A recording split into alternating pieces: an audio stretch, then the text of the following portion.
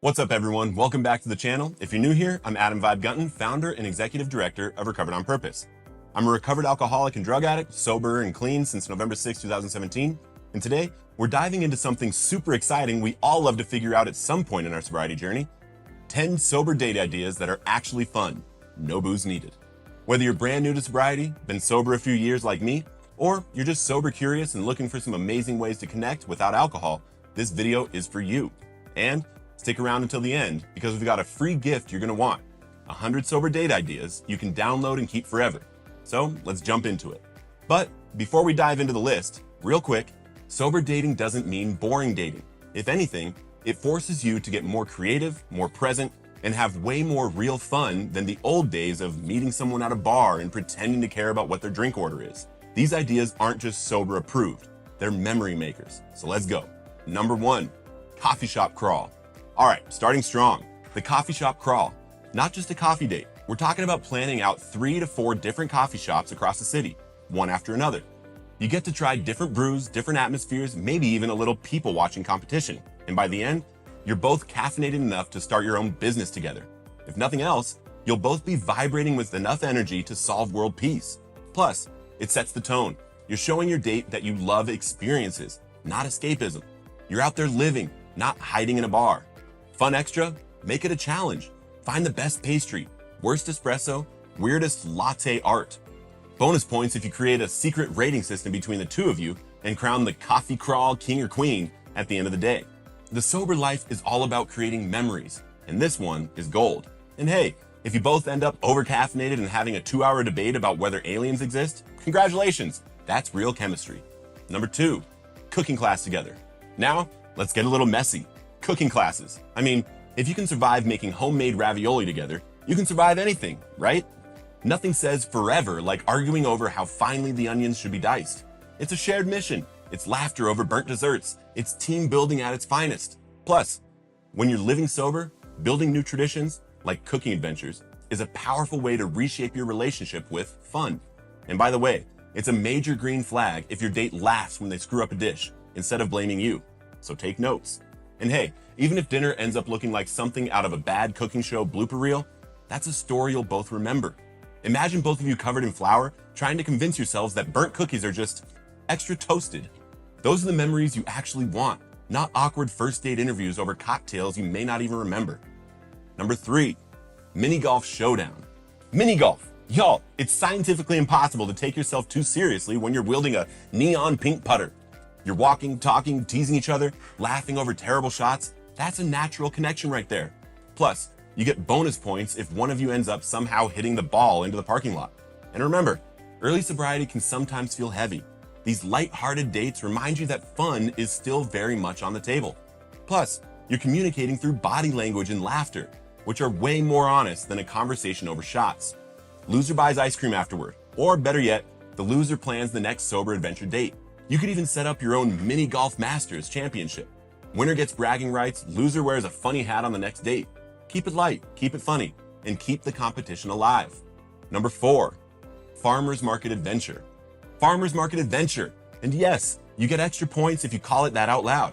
You're outside, you're exploring, you're sampling weird cheeses you can't pronounce. Talk about authenticity. Plus, if you buy them a weird vegetable and dare them to cook it later, instant second date setup.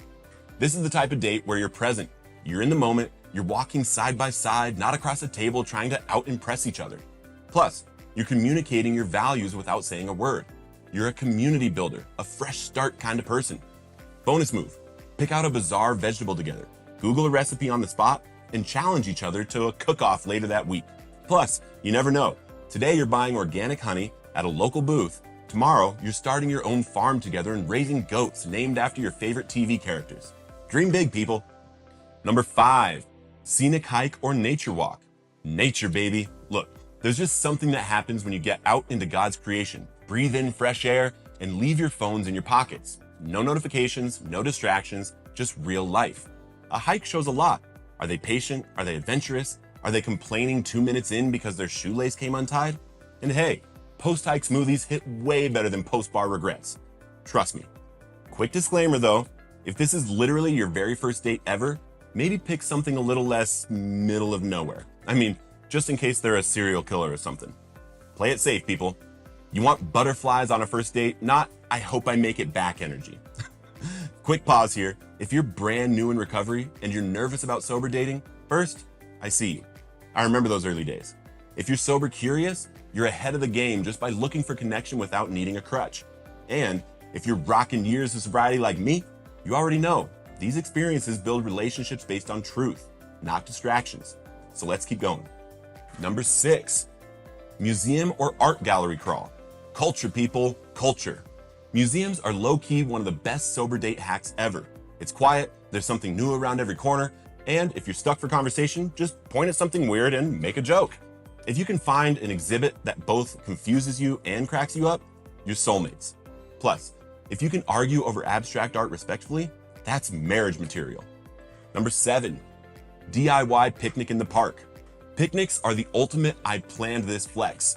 You bring someone sparkling water, a Bluetooth speaker, and maybe a random board game. You're not just showing up, you're showing effort. Plus, everybody looks more attractive eating strawberries on a blanket. Science, people, science. You're creating a chill environment to actually connect. No loud bars, no loud egos, just you, your date, and maybe a raccoon eyeing your sandwiches. Number 8, go see a comedy show. Stand-up comedy. You're sitting side by side, you're laughing together, and it's just pure good energy. Also, it's a great excuse to hold your stomach and accidentally bump into her. Plus, seeing what someone laughs at tells you more than a 45-minute dinner conversation ever could. Are they laughing with people or at people? Are they laughing at awkward jokes or mean ones? Number 9, volunteer together. Stay with me. Doing service together might not sound sexy, but when you're sober, you know the truth. Serving others keeps you grounded. And honestly, there's something super attractive about watching someone hand out sandwiches to people who need it. And it's an instant window into someone's soul. If they light up helping people, that's a beautiful thing. If they complain the whole time, well, good thing it's just a first date. Number 10, amusement park adventure. Roller coasters, games, cotton candy headaches, you name it. Amusement parks pull you out of your shell. You're laughing, screaming, trash talking on bumper cars, and that's what early dating should feel like. Alive. Plus, nothing bonds two people faster than mutual terror while strapped into a ride called the Annihilator. Alcohol dulls life. Sobriety turns the volume up. And there you have it. 10 sober date ideas that aren't just good enough without alcohol. They're better because of it. Life after addiction isn't about what you're missing out on. It's about everything you're finally free to enjoy. And if you want even more ideas, we're hooking you up. I've put together a downloadable guide called 100 Sober Date Ideas. You can grab in the description below, totally free. If you liked this video, hit that like button, subscribe for more sober life tips, and drop a comment. Which sober date idea are you going to try first? Thanks for spending some time with me today. And remember, sober life isn't just possible, it's fun and powerful.